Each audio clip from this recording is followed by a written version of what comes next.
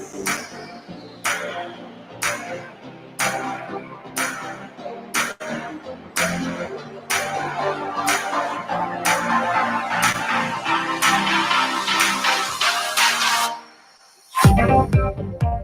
right, time out with Michael and Tony. Hello. How is everybody tonight? I'm wonderful. Wonderful. Yeah, Good. Good. Hey, thanks everybody for joining us, and thanks everybody who follows us. We are super excited to announce a few things tonight, which is really cool. Before we get into our episode, UFC 246 is what we're talking about. Should be a lot of fun. Oh yeah, it's gonna be a lot of fun. Thanks to Drama City Productions for having us. There are big people. Ben getting us up in here and making sure we can do this fun stuff. We totally like it. Yeah. We are on Apple Podcasts, Spotify, Hushka, Podbean, and everything in between. Mm-hmm. Us on there, or you can watch our live stream. Usually the live stream takes about 24 hours to reboot, refinish, redo. I don't know. Propagate to the server. However that works, right? Yeah, UFC, Tony. UFC, man. UFC. How long have you been a fight fan? Man, I would say probably the better part. How old is Brooks? 12 years old. So I would say 15 years now. Yeah. It hasn't been huge. I remember as a little kid watching boxing. Yeah. With my dad. Evander Holyfield, not Muhammad Ali. I was like, dang, man, how old are you? What is his name? George Foreman. George Foreman. Yeah. Mike Tyson. Yeah. I did grow up in that sort of era. So that was a lot of fun. I loved seeing that. I was just excited about that. So if you guys want to talk UFC 246, what you like about MMA, how long you've been a fan, who your favorite fighter is, throw it up on the comments. We'll throw some things up there. Real quick, want to put a sponsor out there. Yeah. The Shell Station in Evanston, Wyoming, across from Jody's Diner. Arjun owns that place over there. He's got a ton of great stuff over there. If you go in there anytime, mention Timeout with Michael and Tony, and you're purchasing something in there, Arjun will hook you up with a free Hershey's product, whatever you want. It could be a Hershey's chocolate bar, Reese's, anything that is with Hershey. Let Arjun know. Just mention Timeout with Michael and Tony, and he will hook you up. Thank you so much for the sponsor, Arjun and Shell. We appreciate it a ton. Yeah. It's pretty cool that we got a sponsor. I mean, he got, it's like, hey, you're doing really well with your podcast. I love listening to it. Anyway, we could hook up, how can I help you make that better? And I was like, I don't know. I'll just mention you. And he's like, he did a bunch of stuff. So big shout out to Arjun and Shell. So we appreciate it. Yeah. Just helps us further what we want to do and bring more content and better content to you guys, and helps us afford all this wonderful gadget stuff. So appreciate it. So check out Shell. That's on Bear River Drive. Couldn't tell you the exact address, but it's across from Jody's Diner, right before your Pilot. And we'll mention Timeout with Michael and Tony, and Arjun will hook you up. Yeah. So Antoinette asked us on the stream, what'd you think of the KC game? Wild. Did you watch it at all? Tony's not a sports guy, Antoinette. Okay, but here's the thing. I'm not a football guy. I like sports. Okay, not a football guy. Not a football guy. So KC was down, Antoinette? Like 21 points on the Texans? Yeah. And we're like, I bet everybody was losing their mind. They're like, what's going on? And all of a sudden they score 50 points on them, unanswered points. Like, it was unheard. Like, it was crazy. That's crazy. Good football this weekend, though. Good football this weekend. So we want to talk about UFC 246, and really because it's leading up to the McGregor Cerrone fight. Really big. McGregor was huge, really big, and then all of a sudden he fell off. And Cerrone's been really, really good. Yes. And then all of a sudden he lost the fight and was like, oh dang. Yeah. So I'm torn. We'll get into that, but anyway, with that being said, we're going to talk about MMA and kind of what MMA is. Tony? Yeah. So, UFC's kind of made MMA extremely popular, right? I'm sure everyone and their mother and their grandmother has heard of UFC, MMA. But for anyone who is chiming in that's never heard of it or never watched it, basically what it is, back in the day, there was a group that got together and they said, hey, what if we got a bunch of professional fighters from all of these different genres of martial arts and put them up against each other, right? And so it's basically this culmination, this cornucopia of fighting skills, if you will, in these bouts. And there's a lot of rules that are kind of around UFC now. When I was a kid watching UFC, there were not many rules, right? So, for example, they didn't really have weight classes, right? No, they didn't. Yeah, some of the early, man, if you want to see some crazy fights, go watch go watch the first pay-per-view of UFC. You have these tiny guys up against these massive guys, and no weight classes, no real rules. I mean, I'm trying to remember back. I remember one time watching a guy. I don't know any of their names. I mean, some of these guys were just like out of the sticks, Oh yeah, big time. But I remember watching this one.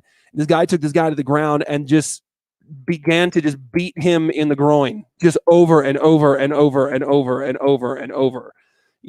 So MMA, UFC, it's definitely come a long way from what it used to be.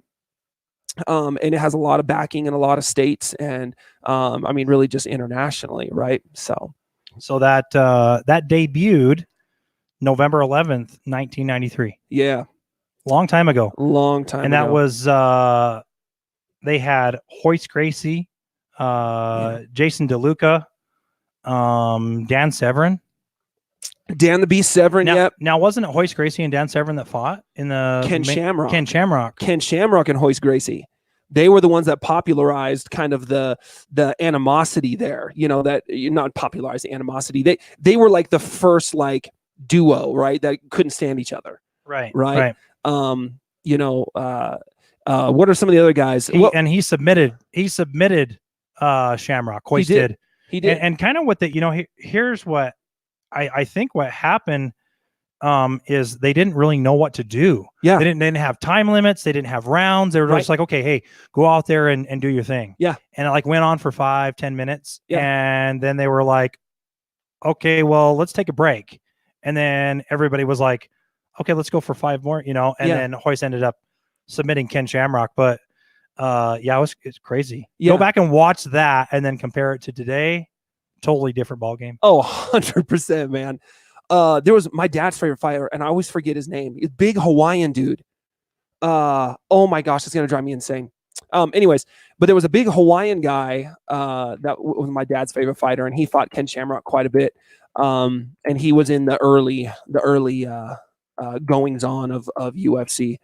No, that's BJ Penn. Right. Man alive. Anyway, it'll come to me later. But anyways, MMA, UFC has definitely come a long way. There's a lot more rules and regulations all around it. Anybody that knows, me, I've been a fight fan since I was little, itty bitty. And so anyways, I remember Wesley Carrera. No. Okay. No. He's a Hawaiian that fought Ken Shamrock. Eddie Yagan? Nope. That guy right there. Chemo, number 10. Yeah. So Chemo, that was my dad's favorite fighter. Purely, he was a good fighter, but it was purely because he was from the islands and no other reason.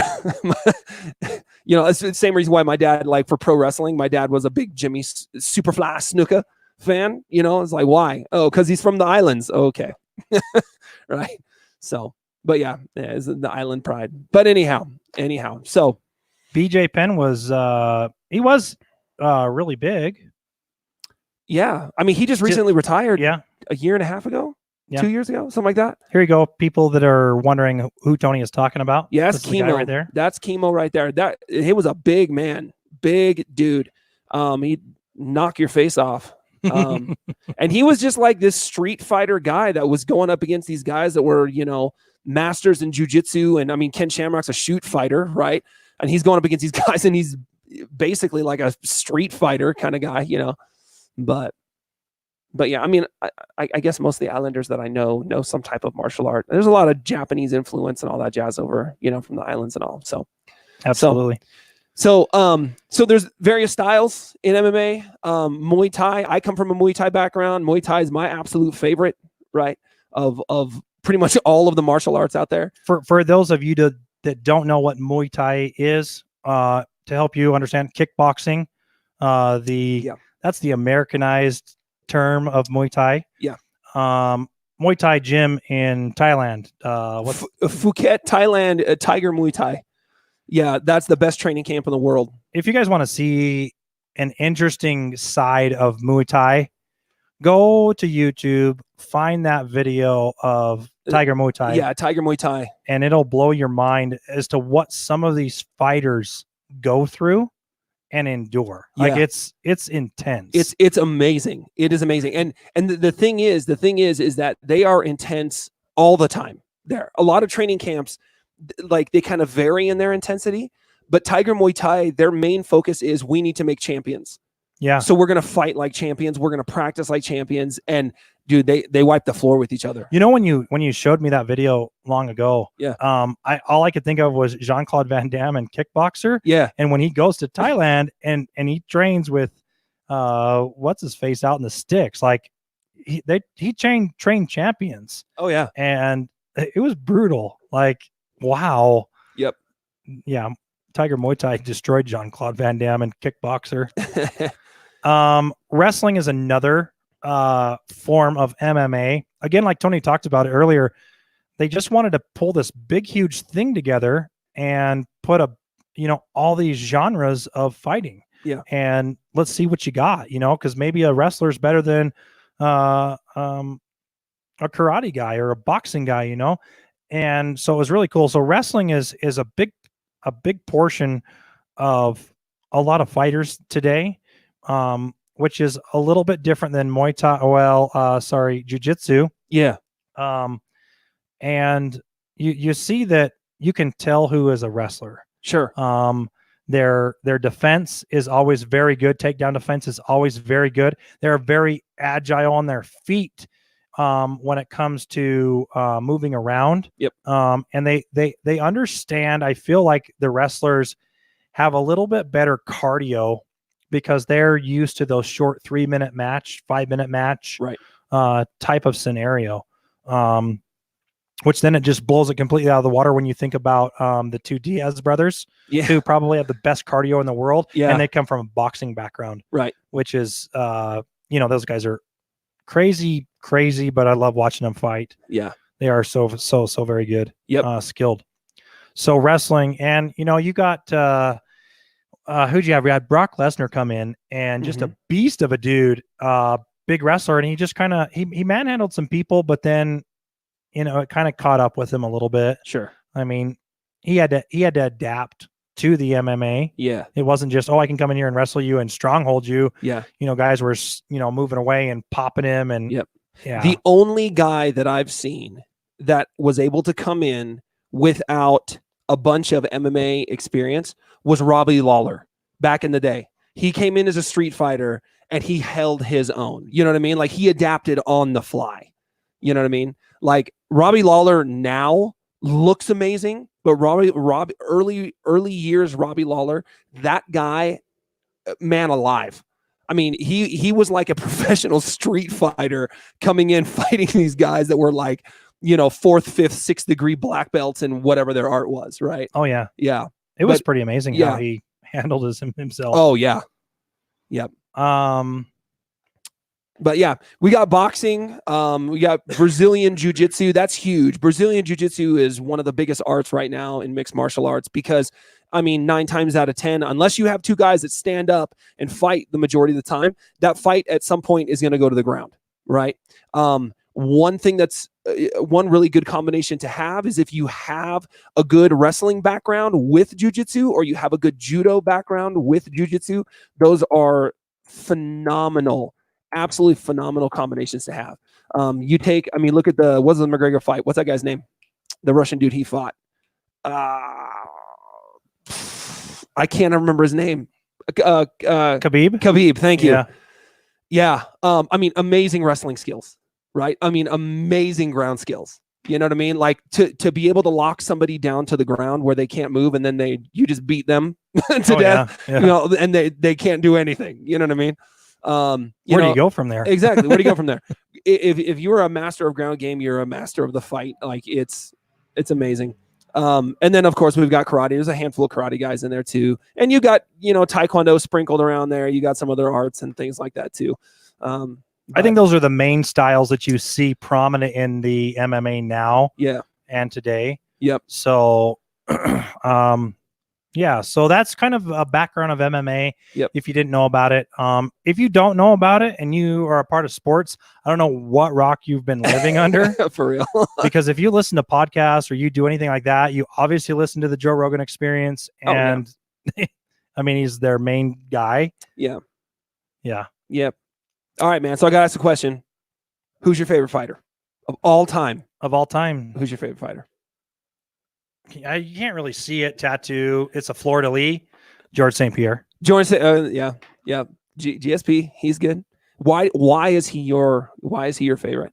In George's earlier years, George was all about finding your weakness and exploiting it huge. Like when he fought Josh Koscheck, it was nothing but a jab.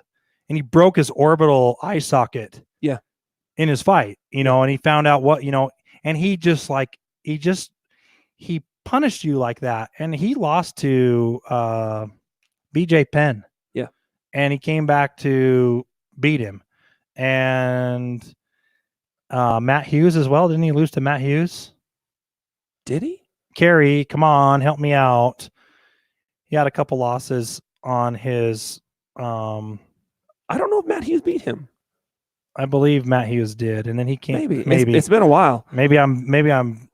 See, it's been a minute since I looked at George St. Pierre, because once he retired, and then all the steroid stuff and the contracts of moving away from, they went with Reebok as a huge sponsor, and that was a big conflict because George St. Pierre is sponsored by Under Armour, and he was like, I'm not coming out in Reebok stuff. I'm coming out in my Under Armour stuff. Right. Sorry, they pay me money. You don't. And I think that's one thing that a lot of people don't understand with sports and sports figures. Yeah. They probably make more, if not like, I mean, we talked about it last time, Michael Jordan and Tom Brady.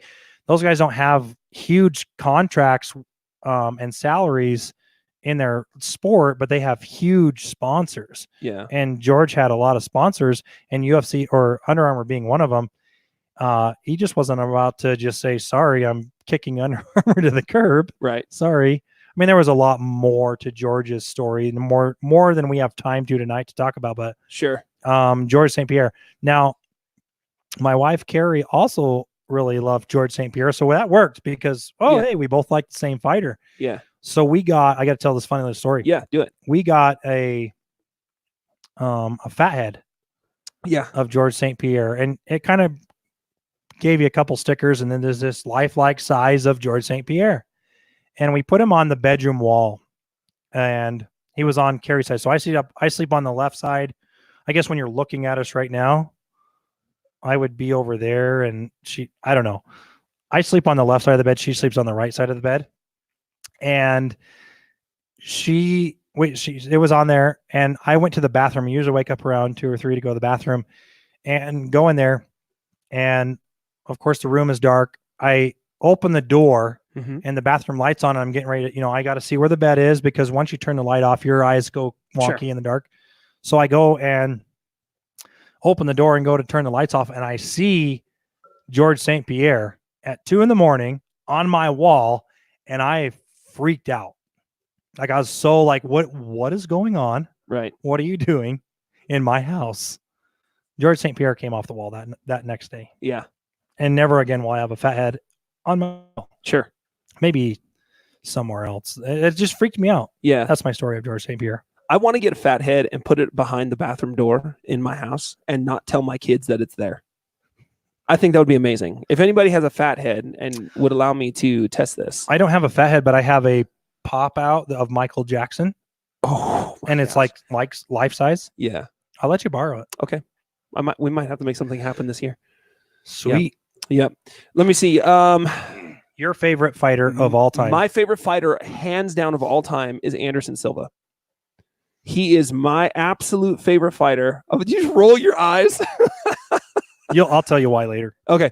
I really liked Anderson Silva because I watched early Anderson Silva, right? I didn't jump on like the hype train of his undefeated streak. Like I was an Anderson Silva fan before his, really popular streak. Granted, that streak started really early in his career, right? He had a few different streaks, but anyways, I liked him because his fight style was so unique.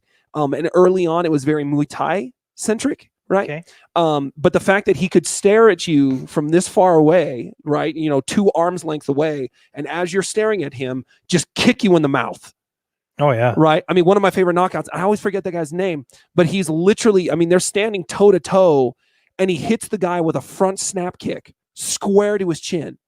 And the guy didn't even see it coming. Like there was nothing, in Anderson's shoulders, there was no tell. Like he didn't lean into it, nothing. He just threw that foot straight up and kicked him square in the gob, and the guy just hit the ground. You know what I mean? But his strike rate accuracy was like the highest in the game what is he right now? I don't even know. Is he retired or not? I think he's got a match coming up. Okay, I was gonna say because he broke his leg and then he was retired, and then I saw him training, and then somebody was like, "Hey, he's fighting," and I'm like, "What?" Anyways, but yeah, no, he is hands down my favorite fighter of all time. So I probably picked up on the train and watched Anderson Silva not in his early days, but when like you said, he came in and boom, he was popular. Yeah. He was such a cocky bastard, and I hated that. Yeah. I don't know why I didn't like that, because I'm over at my friend Brandon's house. We all watch UFC at the house, and we have people come over. And I'm at Brandon's house, and I'm thinking, me and Carrie are there, and we're just thinking, no, we weren't at Brandon's house. We were at Troy's house. And we're over there, and we all make bets and what's going to happen. And I understand Silva's going to be. It was Chael Sonnen, right? No, it was that he fought Chael Sonnen. Point. Did he break his leg with Chael Sonnen?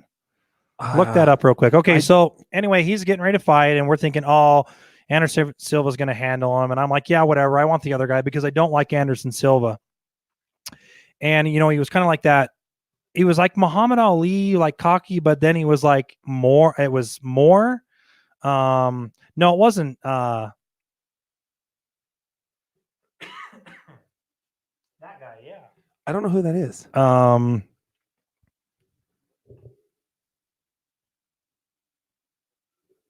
don't know. The name will come to me. I'm horrible. We're doing a UFC podcast, and we don't know the guy's name. I feel horrible. Yeah. Anyway,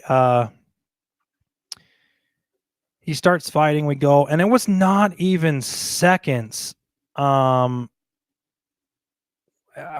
seconds into the fight, and he swing Chris Weidman. Dang, that's right. That other knot hole. Anyway, he goes to throw that kick, and it snaps. And we're not talking like, oh, you don't understand, you didn't know it was snapped, and we're guessing, because a lot of times you're watching fights and you feel like somebody broke their leg, or somebody broke their hand or their toe. Like I remember watching Jones fight, right? John Jones, and ripped his toe off. Ripped his toe off, and you're like, is it or is it not? Yeah. And anyway, it was really funny because when he broke his leg, it was obvious that thing kicked Weidman. Weidman goes to check, right, and he kicks, and that leg wrapped around. Yeah. And then it fell down like jello. Oh, yeah. We all about threw up because it was so graphic. And from that point on, I loved Anderson Silva. I wanted that dude to come back. Oh, sure. Because I disliked Chris Weidman so much that I wanted Anderson Silva to come back and beat his ass. Oh, yeah. I did. I liked Anderson over that. And he hasn't been the same. Sure. He got in trouble for I believe marijuana. I believe he got in trouble for PEDs because he was trying to get his leg to heal faster so he could come back faster. Sure. And when he tested in MMA or UFC sanction stuff said, no, sorry. And I think that's a little bit of why it took George St. Pierre to come back so much, because they let Anderson come back and fight. He did lose, but you were just like really like on the edge of your seat. Like, is he going to throw that kick and somebody's going to check it and it's going to break again? Yeah.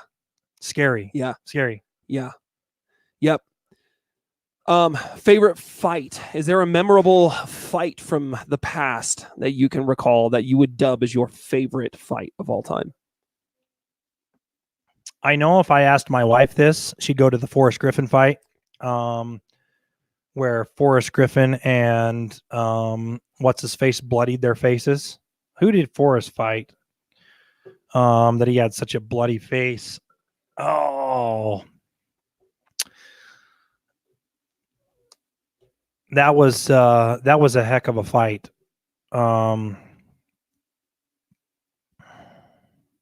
When you say his name, I'm gonna know.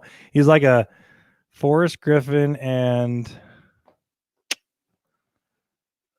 I can see it.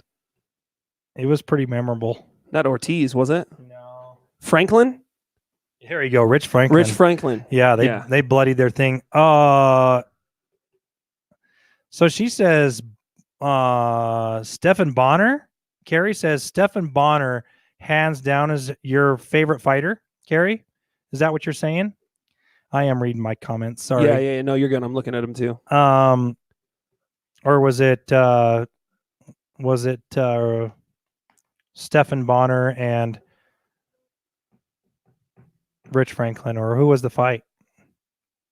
No. Okay, you're not making any sense. What are you saying? Stephan Bonner is your favorite fighter of all time? We're waiting for the comments to catch up, folks. Yeah. He fought Forrest Griffin. Oh, okay. So Forrest Griffin and Stephan Bonner fought, and it was like they called it like World War III or something like that. Sure. Thank you, Carrie, for helping us out. See, I was like, Carrie should come on and help us out and do this. Yeah. So I would say she would say that was her. She would say hands down. She does say hands down best fight. Right here. So, man, if I had to pick a fight, do you have your fight in mind? I do. Okay, tell me your fight. My favorite fight of all time is a throwback to the early days of UFC. Okay. It was against a guy named Marco Huas.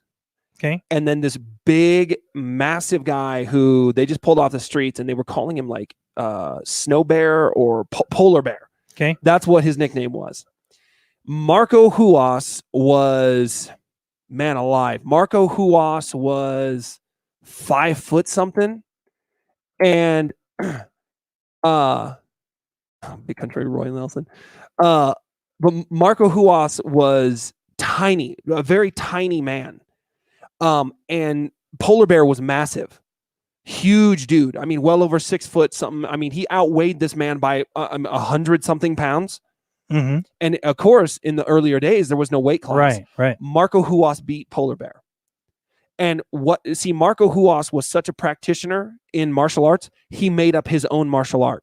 And it was called the Huas method or Huas technique, right? And it was basically a combination between kickboxing and jiu-jitsu.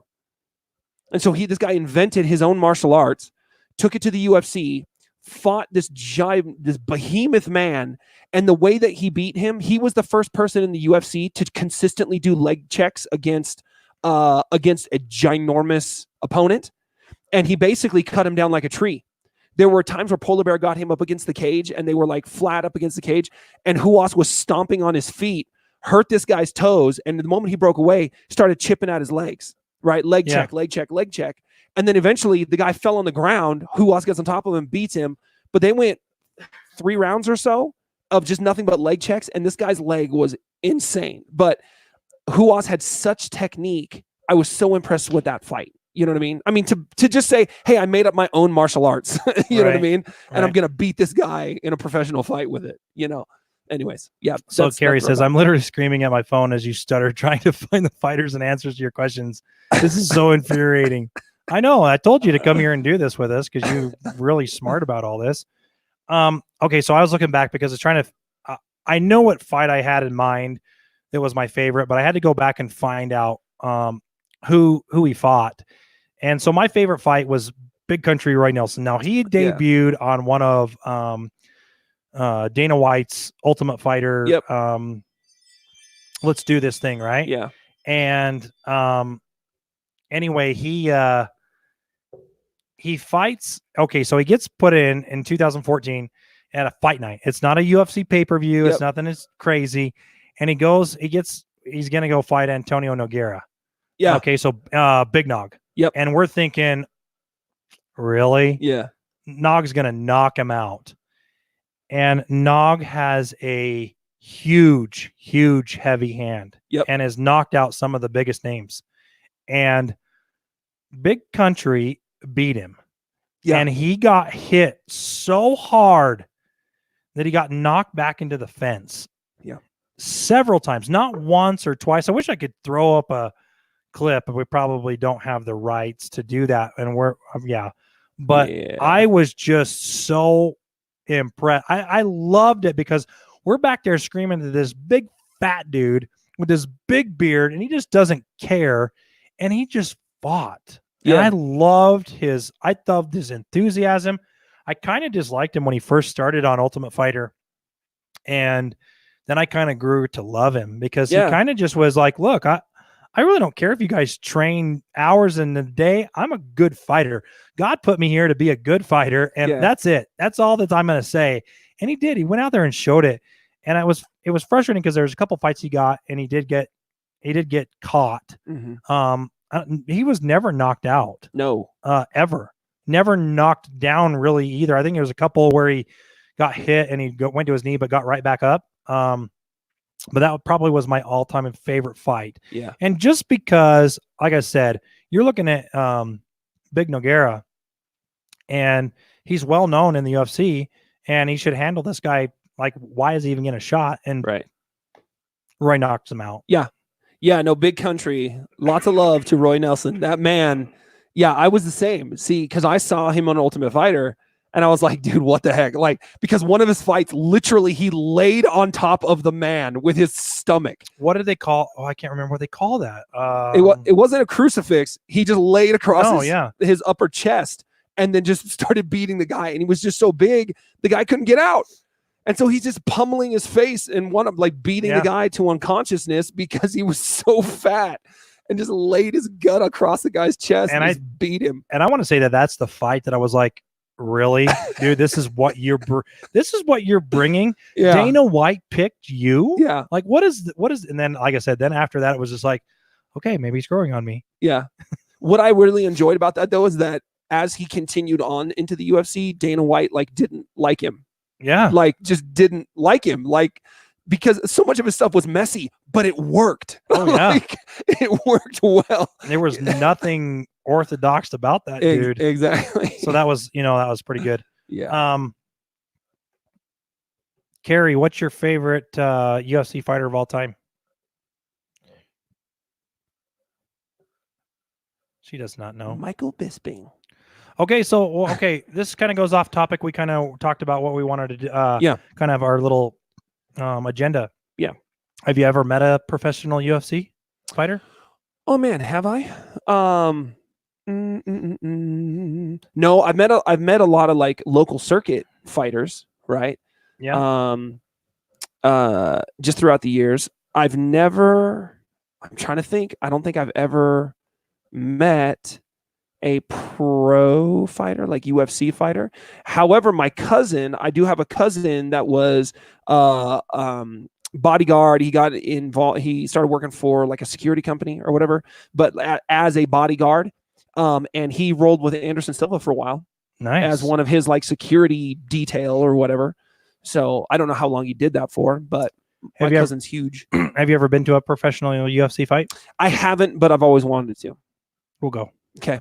We should go, and then we should live stream Time Out with Michael there and see if they can hear us. You can't. I tried to live stream a UFC fight, and I got shut down real fast. Oh, yeah? I'm not even kidding, shut down fast. Man, it was, dumb. Let's see. I'm going to put this. Hey, Carrie, is it okay if Hey, Midlife Vibes, Josh and Becky. How are you? We're talking UFC tonight. Yeah, Carrie says GSP. Carrie, is it okay if I share your photo of UFC, famous UFC? Say yes, say no. So we went and watched UFC in Denver, where it was first there. Yeah. We got to hold the championship belt. Wow. And we're going into the trailer to meet Dwayne Bang Ludwig. And you actually met Bisping. oh, shh. Oh, sorry. So we get to the trailer and we're gonna meet Dwayne Bang Ludwig, Okay. who at the time had the fastest knockout in UFC. Yes. At like 5 seconds, 4 Yeah. seconds, something like that. And Brendan Schwab. He was an NFL player, and he went into Ultimate Fighter. So we got to meet those guys, and we see this UFC fighter talking over on so I'm going to pull it up here. So we see this UFC fighter talking like on the newscast, and he starts coming over to the trailer where you're going, and there's this long line. I'm talking it's like 45 minutes to an hour to wait to get in line to meet Brendan Schaub and Dwayne Bang. And we get to the front of the trailer, and Michael Bisping starts walking towards us. Now, this is Carrie's 40th birthday. Yeah. And it was a big surprise for her to go see UFC. And Michael Bisping comes in, and she just grabs him. Hey, can I have a picture with you? And is an English accent. Oh yeah, come on. I can't do an English accent, but she gets over there, and I mean, you can see right here on her face, like she was so like, yeah. Oh, let's blow it up even bigger. Can we blow it? There we go. Yeah. Oh, that's so cool. And it was so cool that she was able to meet him. Yeah. Highlight of her life. Yeah. My life. I mean, I was like, hey, let me snap the picture. Yeah. And he was like totally cool. I always thought Bisping was a jack wagon. Sure. I have better words, but yeah. Anyway, that was our little thing. That's awesome. It was kind of cool. Yeah. Thanks for letting me share that, Carrie. So anyway, we'll go check it out. Yeah, we should do that. Yeah, we've been to a couple. We've been to 2 fight nights, and a mainstream pay-per-view. Yeah. Okay, so moving on, we're going to, with all this, I mean, obviously, UFC 246 is this weekend, and the main card is Conor McGregor and Donald Cerrone, Cowboy. Yep. So we're going to talk about the prelim card. Yeah. And we can go kind of quickly over this because there's really, there's a lot of no-namers in it too. You know what I mean? There's a lot of, and this is how, this is really how the no-namers get to know their people, how we get to know people. Oh yeah. So we'll go over this. Yeah, Chaz Skelly versus Grant Dawson. Have you ever seen either one of these guys fight? Nope. I've seen Grant Dawson, but I don't remember anything about him. And Chaz Skelly looks like my old neighbor. So Chaz is 17-4, and Grant is 13-1. Doesn't look like there's a height advantage or reach advantage, really, or weight advantage, or leg reach advantage. These guys are pretty square. They are. Yeah. Looks like they're both submission people. Yep. Holy cow! 71% of his fights. Yeah, 56. Looks like Grant's got a little bit more time, but it doesn't say how many fights they've had. Yes, it does. Never mind. Up top, 14 fights for Grant. Tony, let me just do that math here. I got a head cold, man. And Chaz has 21. We'll take that out in post. We don't edit. I know. I was going to say what post. Yeah. Significant strikes. There you go. Obviously, that's what's going on there. Yeah. Pretty cool. Yep. That's the first prelim fight that we have up. Yeah. Who are you going forward with that one? I'm probably going to go with Grant just because he's got more significant strikes. I like a striker. Yeah. I do like the ground game, but yeah. So I will put my vote in for Dawson because I scrolled down just a little bit further and his takedown accuracy is 54%, and his takedown defense is 50%, and the other guys is in the 30% range. Yeah. And he's apparently throwing every 15 minutes 6 takedowns. So he's gonna be a heavier guy. Yeah. All right, next one. Who do we I'm gonna get the easy one, Drew Dauber, and you have Nasrat Hakpararast. I kind of thought maybe with the beard you knew that. That was sorry. It looks like Drew is the senior veteran here with almost 30 fights. Nazaret's only got 12. Yeah. Nazaret's got a 2-inch height advantage, 2-inch reach advantage, and a heck of a leg reach advantage, 6 inches. Yeah, man. So that's pretty big. Both going to be strikers, but more a submission on Drew, and decisions going with Drew as well. Yep. Looks like Nazaret has fought longer, so that could mean that Drew is going to finish his fight a little faster. Possibly. Excuse me. Significant strikes. Obviously, it looks like Nazaret lands more and has more of a better percentage of significant strikes. 46-39. Yeah. But absorbed. Looks like Drew's taking more beating, and looks like Nazaret doesn't work. Way better defense. Yeah.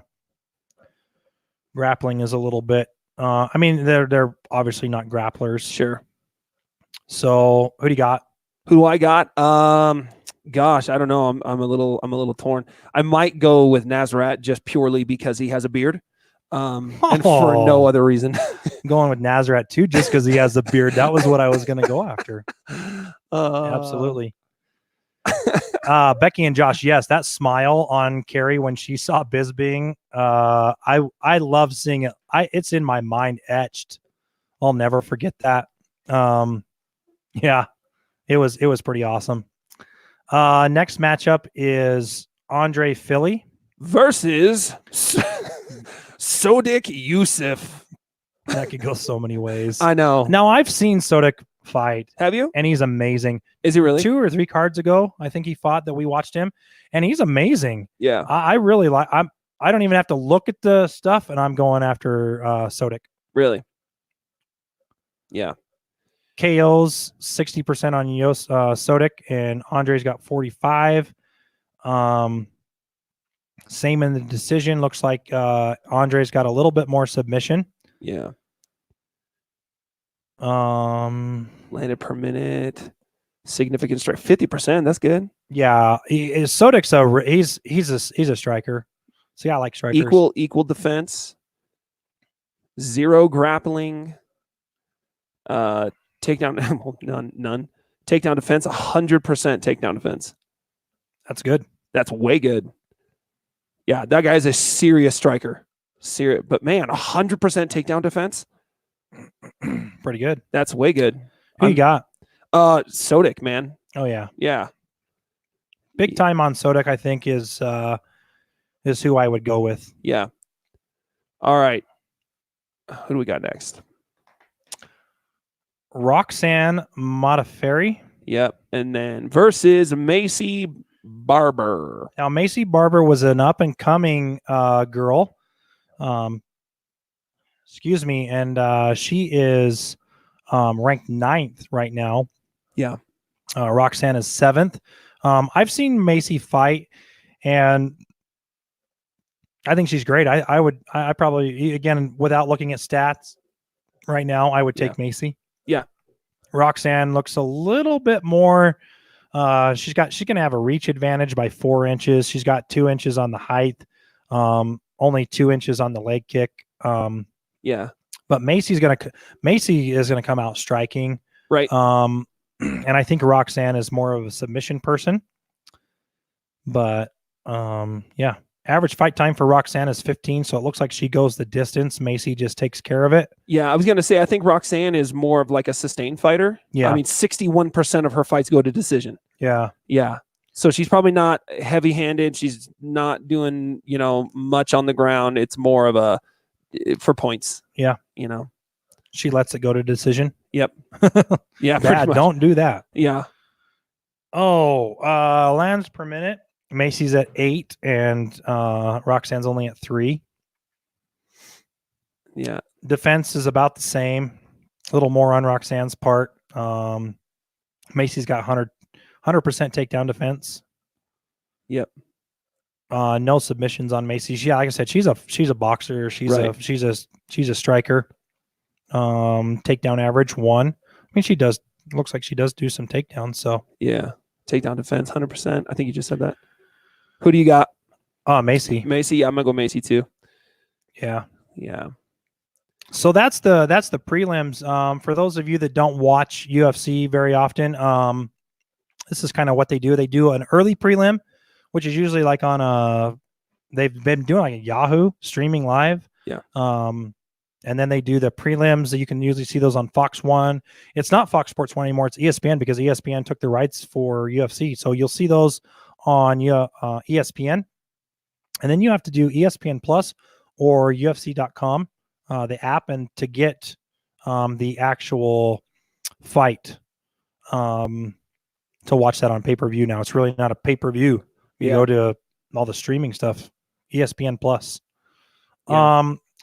First matchup on the main card is Anthony Pettis and Diego Ferreira. Yeah. This is going to be a good fight. I actually didn't even know Anthony was fighting this card, so this kind of excites me. Yeah. Who do you got without looking? Without looking, Anthony Pettis. I am an Anthony Pettis fan. Diego is good. I've seen him fight once or twice. He's quick.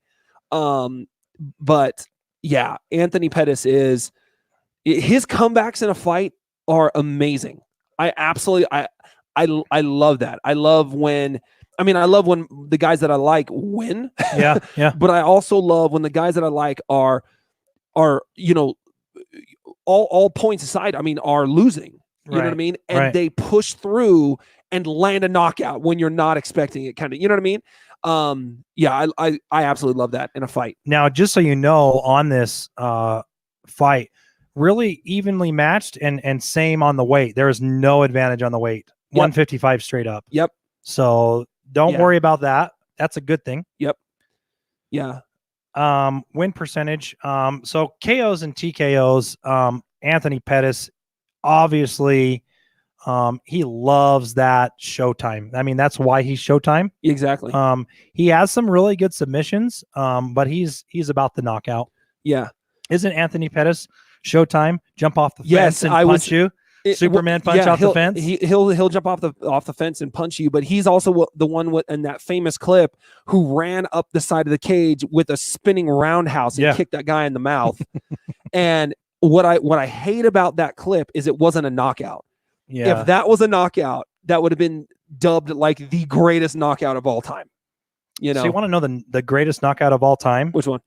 Mink and we got to go back and look at who the fighters were because I couldn't even tell you who they were. Okay. But we're in Salt Lake City. Okay. And we're down on the floor watching UFC. Yeah. And the guy is supposed to be the winner, and he's got it. And this guy comes in like with the fence, flailing arms like this. Right. And he like turns with an elbow and catches this guy on the chin. 459 in the 5th round and knocks him out cold. Dang. And we sat there. And I don't know how long they had it on break or show or whatever. And we were there a good 15 minutes before they revived that dude. Yeah. Like he was out cold 15 minutes. Yeah. It was crazy. That's amazing. I think that's the best knockout of all time.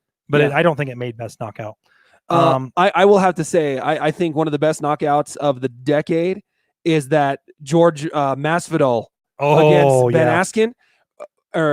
We were at your house when that fight happened. Oh my gosh. If you've never seen that clip, go YouTube that clip. It's dubbed. I mean, because it was 3.5 seconds, 4 seconds. Yeah. Because it beat. Yeah. Bell rang. He ran in and caught that knee and lights out. Game over. We all just sat there on the couch. Just so you know, we're like, what happened? No, that was amazing. That was amazing. All right. So yes, we went through the win buys. Significant strikes. Landed per minute. I mean, it's a pretty even spread, So man. when we look at this landed per minute, Anthony Pettis is really good about selecting his strikes. He is not somebody that just goes in there and just wants 1,000 strikes. He wants 100 strikes, and he wants them to be significant strikes. What you look on here, he's about 45% on his significant strikes. He's looking for that, and he has that one again. Showtime. He wants to do something. Diego, it looks like he lands a lot of strikes. Yeah. And I think a lot of that is watching some of his previous fights. He's filling the fighter out, which is why I think his land per minute is up there. Diego or Anthony already knows who he's got. Yep. Grappling wise, they're pretty even. Yeah. Yeah. Excuse me. Yeah, takedown accuracy, I mean, it's going to be in Pettis' favor, right? But the defense, though, right? Almost 70% takedown defense. That's really good, too, that on Diego's end. Yeah. So this is going to be a good fight. I'm excited for that. I got Pettis, man. You got Showtime? Yeah. I'm going to go with Diego. Yeah. Okay. I got Diego. All right. Next fight. Claudia Gadelha and Alexa Grasso. Okay. Yeah. Are you very familiar with either one of these? Not really. I feel like I know Alexa, but I don't know Claudia. I've seen Claudia like twice, but that's it. One's from Brazil, one's from Mexico, so they're close. Yeah. Good on weight. 115. Yeah. In their bra. Oh my gosh. Just kidding. Oh man. It looks like Alexa's got a 3-inch reach advantage. She's got a 5.5-inch leg advantage, but she's only about 1 inch on her height. Yeah. They're going to be pretty even. Wins by knockout 36%, decision 64%. And I mean, when you look at this column here that I have up on the screen, for those of you watching the live, submissions, decisions, KOs, you obviously know that Claudia comes from a Brazilian background. So her submissions and decisions are going to be higher than her striking. Yeah. Just because I bet she comes from a Brazilian jiu-jitsu background. Yeah. Most of those Brazil people do. Yeah. Not trying to label anybody. Yeah.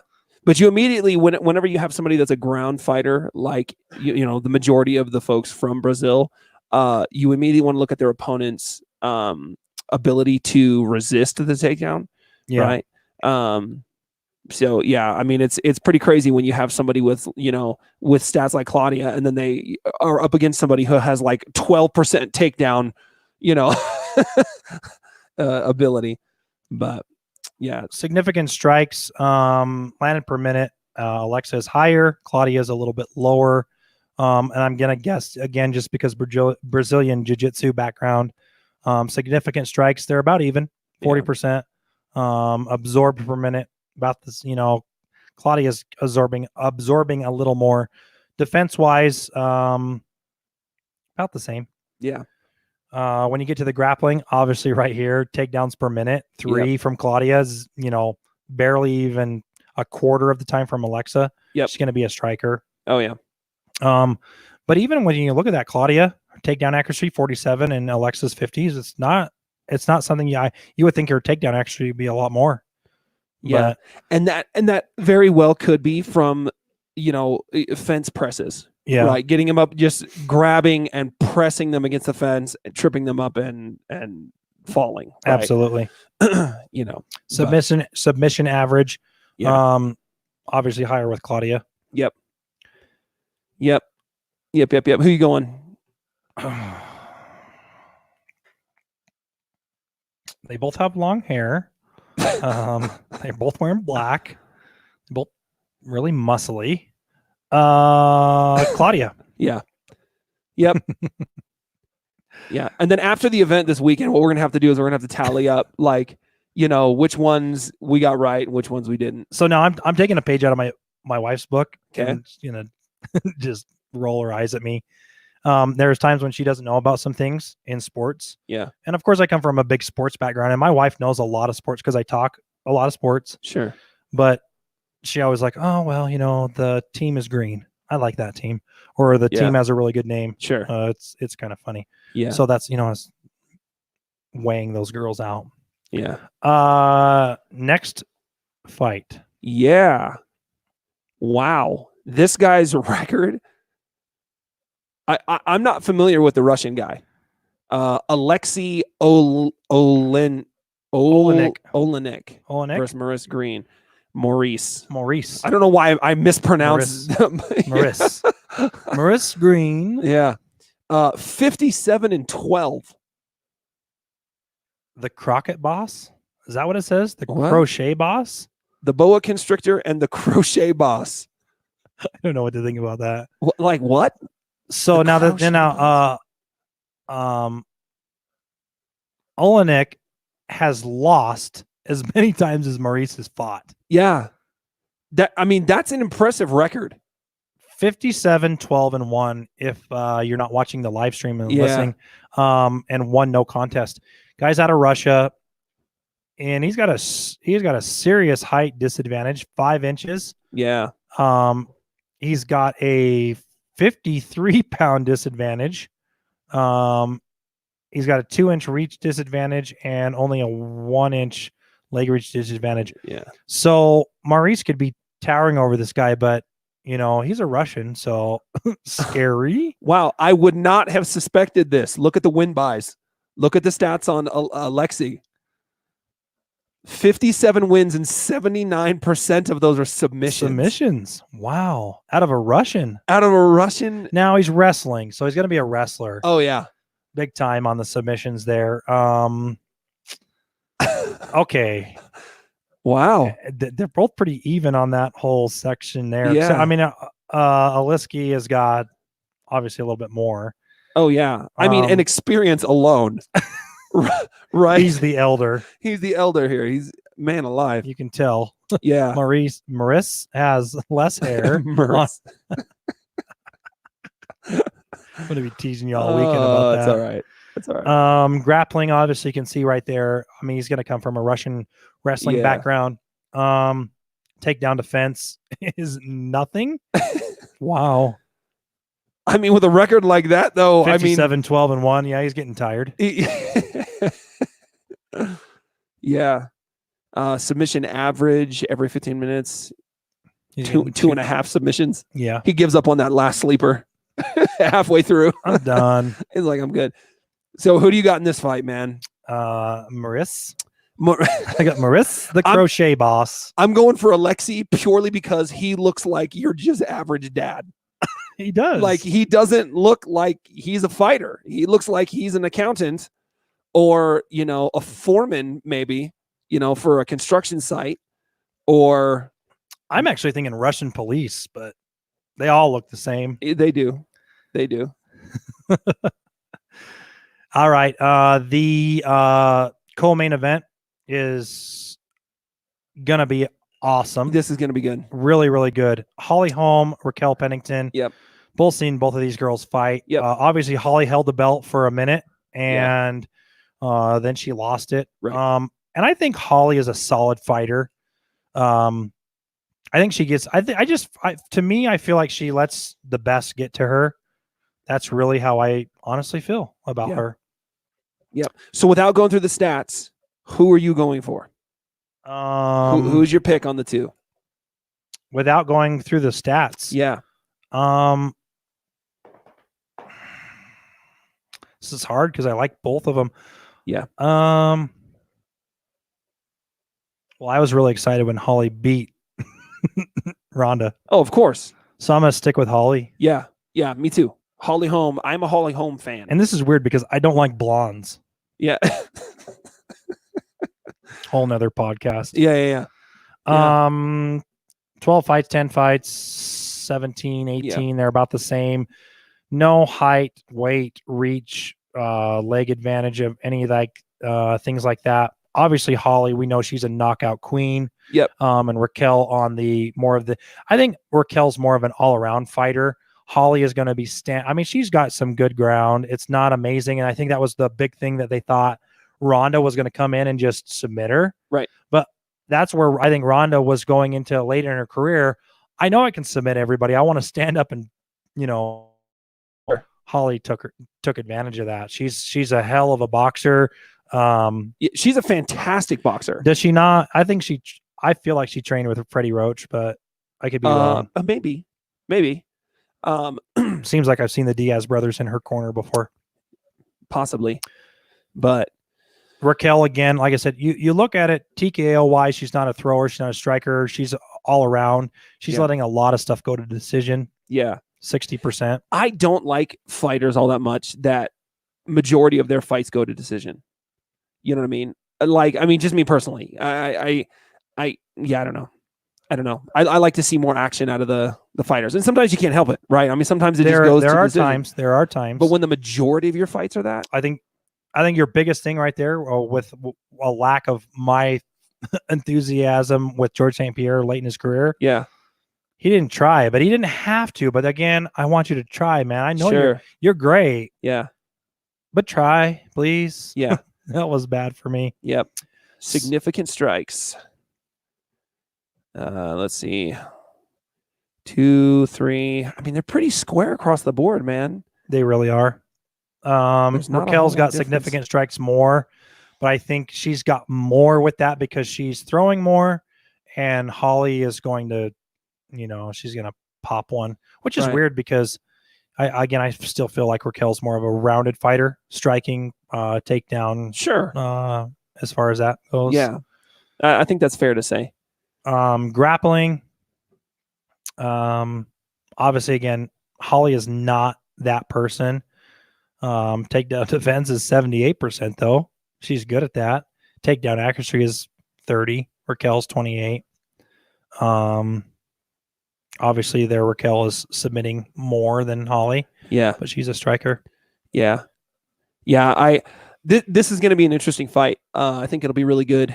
And then also, before we jump over to the McGregor and the Cerrone, let's jump over to the Facebook real quick, and because we got a handful of people that are chiming in. Oh, okay. Yeah, let's do it. Sorry.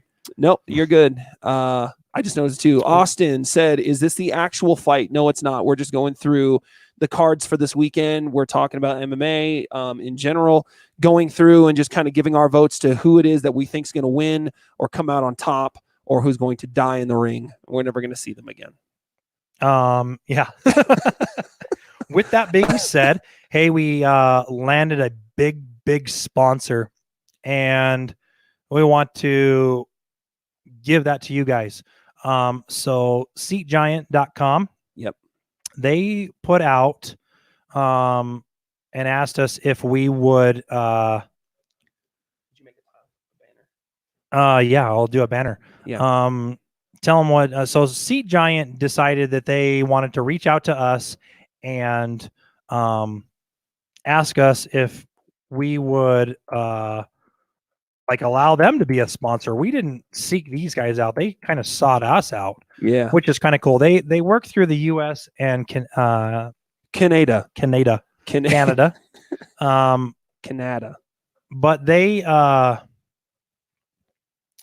seatgiants.com. No, it's Seat Giant. I better fix that. Yeah, you should do that. They are a sponsor. But seatgiant.com, they are our big sponsor. Yep. And so if you like sporting events like Real Salt Lake, anything like that, stuff down at the Vivint Smart Home Arena, the Pepsi Center in Denver. I know we have some people in California, so anything down there, Texas listeners, pretty much anything that you want to grab, you can go to seatgiant.com, find the event that you want to go to, and in their promo code, put in timeout, and you will get a heck of a deal from seatgiant.com. They are our big sponsor for Timeout with Michael and Tony, and we want to thank them so very much for giving us an opportunity to just further things. So it's really cool. It's helping us move into the world of, one day we're going to be like Joe Rogan Experience podcast. Yeah. Bald. Bald. And having a great time. Yeah, man. So yes, use promo code timeout at SeatGiant.com, and you will get a extra little incentive off of your tickets. I've searched through a couple of their things and seen some really cool things. Yep. Not everything's going to land what you want, but hey, it's extra. It's something that you can use.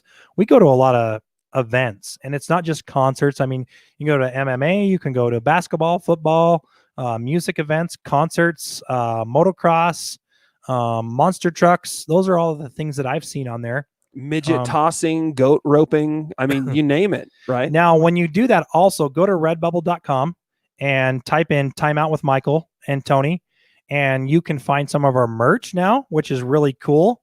I should throw that up there, huh? Yeah. Let me get to that real quick. Yeah, do that. Yeah, we've got merch. We've got everything from hoodies to coffee cups to tramp stamp. I'm just kidding. This is just an ongoing joke.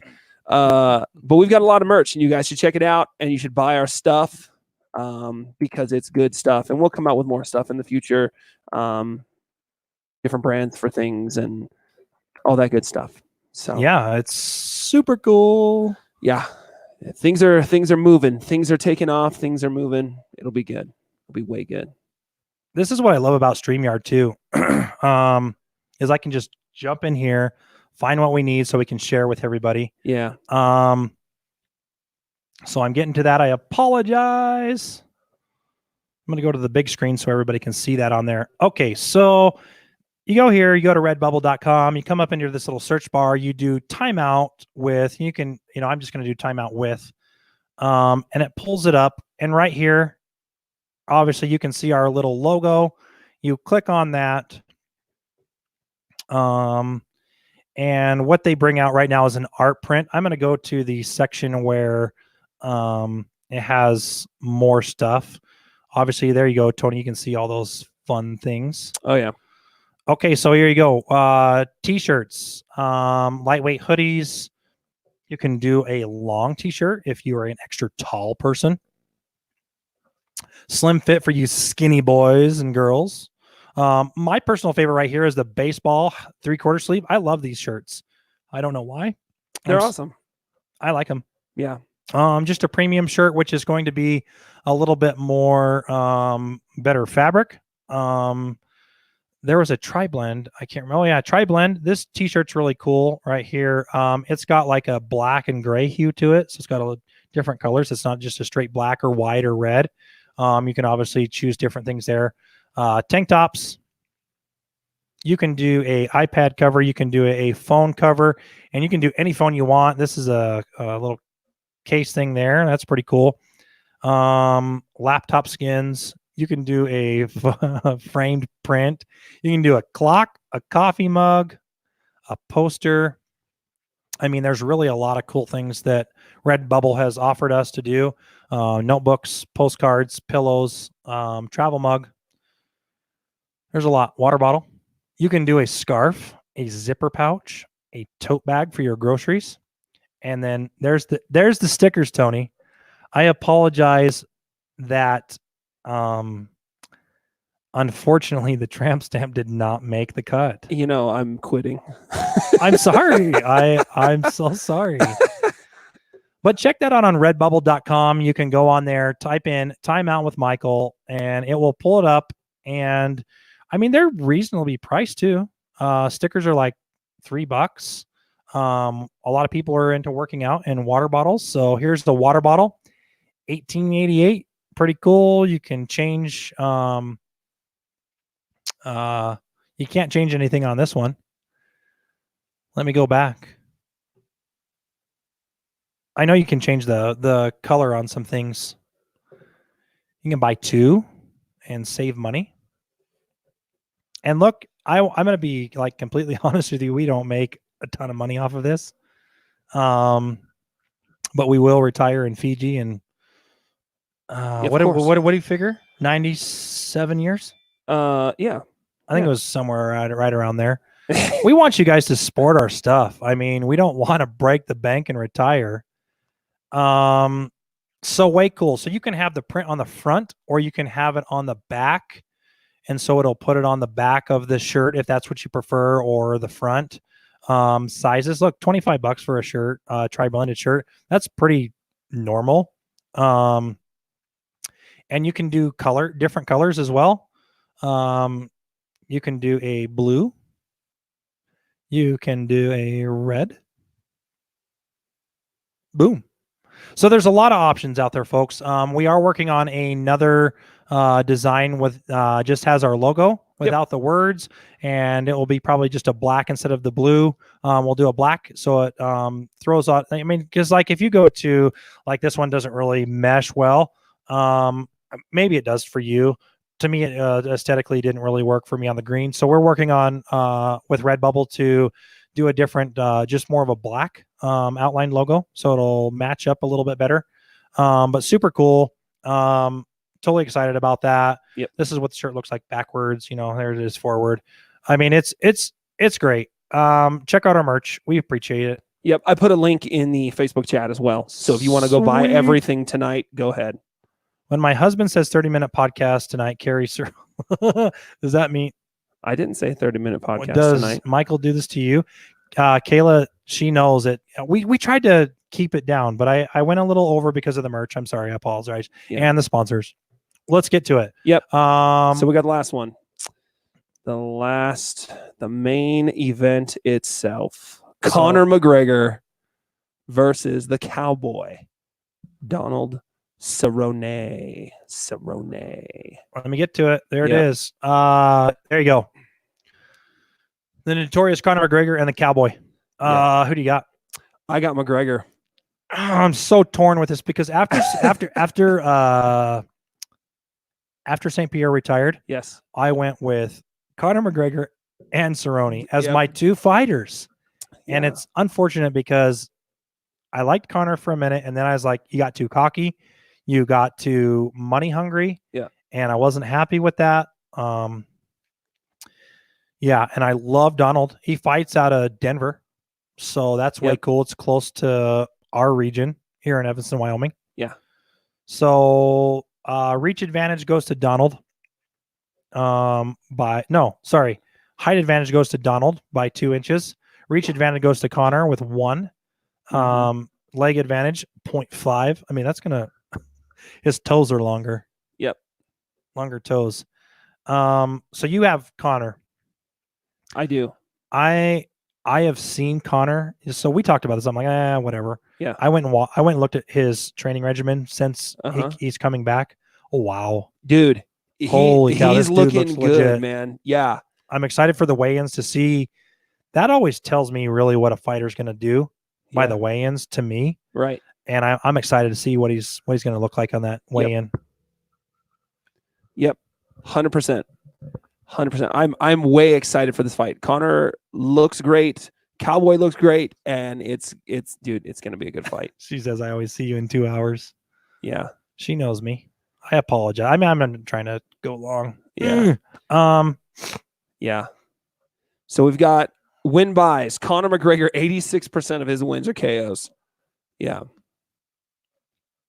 And yeah, Cowboy's got a nice balance. He is a balanced fighter. Conor, we know he wants the big show knockout. That's what he's looking for. Yep. He's not about decision. And I think he's got a little bit of decision on him, but ground game, it's not great. Significant strikes, they like to throw. Both of them.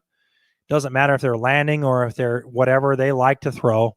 About 50% on significant strikes, but they like to throw.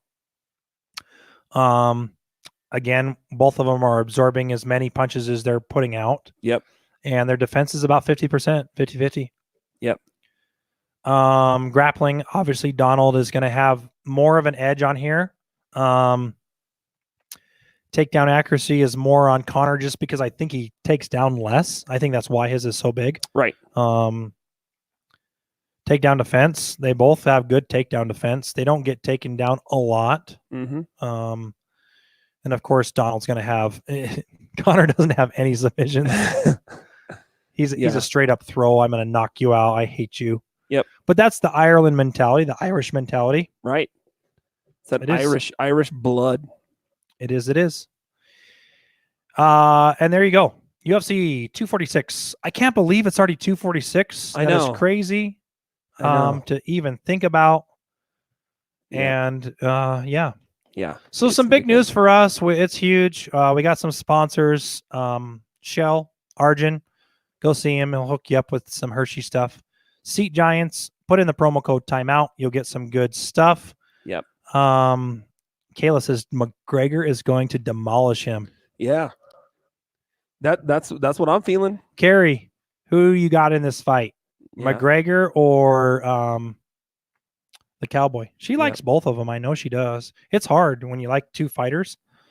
So McGregor is going to demolish him. Yeah, he sure is. Yep. I think so. Oh, it's gonna be so good. I can't wait for this fight. It's gonna be a good fight. Yeah. Thank you again to Drama City Productions. Thank you to SeatGiant.com. Thank you to Shell and Evanston. And we are Michael and Tony, and we appreciate everything that you guys have done. We love that you listen to our podcast. I'm excited with what's going to go on. Oh, I messed it up. It's all right. I'll just beatbox. Boom, boom. Boom, chicka, boom, boom, boom, boom, boom. So we're going to get out of here. Hey, we're on Apple Podcasts. We're on Spotify, Podbean, and everything in between. We like to do our live shows on Mondays and Saturdays. Is that what we've been doing? That's what we've been aiming for. Yeah. But We try to do it whatever we can. We thank you for listening. We try to put up our live stuff on those days. On our podcast, we try to put it up on Mondays and Wednesdays. We got a couple new series coming out. We're going to do a we've got the work ethic one. We've got social media, career base, blended families. Yeah, we got a bunch. We're gonna have guest spots once a month. Kind of how we get. I mean, we just don't want to go too crazy with that. But we'll have a guest spot every month. Try to do that. We are going to do a devotional. It's more on a religious thing for that. Me and Tony are both very. What is the word? What would you say? Christian. There's people out there. Oh, you're not Christian. No, I'm human. I'm definitely Christian. So we're gonna do something like that. It's gonna be a little quick snippet for all of you that might need a little extra help on that. I know I do every day. So we're gonna put something out like that. Hope you guys enjoy that segment of Time Out with Michael and Tony. Yeah. That's it. Right. That's it. Okay, I got to remember how to do all this. This is the hard part. You just hit the big button that says goodbye. Goodbye. See you later, everybody. Bye-bye. Oh, wait, we're still live. We're still live. We're doing it. Hide. Oh, I got one more.